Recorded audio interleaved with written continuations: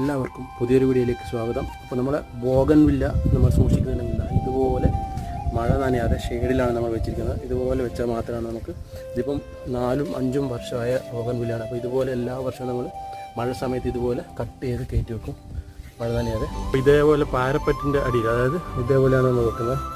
ഇതേപോലെ full variety colours നമ്മൾക്ക് stock ഉണ്ടായിരുന്നു.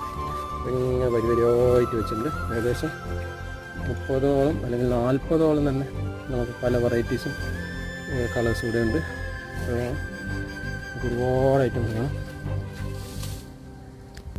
ഈ ഒരു കുണ്ടയുടെ ഒക്കെ വലിപ്പം നോക്കിയാൽ തന്നെ നമുക്ക് മനസ്സിലാവും. കണ്ടോ, ചട്ടിയിലാണ് ഇത്രയും ഉണ്ട് ഇതിന് വലിപ്പം. ഇതൊക്കെ 3 വർഷമായ ഡാർക്ക് റെഡ് ആയിട്ടാണ്, നല്ല കൊലകൊലയായിട്ട് ഇഷ്ടം പോലെ പൂത്തിട്ടുണ്ടായിരുന്നു ഇപ്രാവശ്യം. അപ്പോൾ ഇതുപോലെയാണ് സൂക്ഷിക്കേണ്ടത് ബോഗൺവില്ല.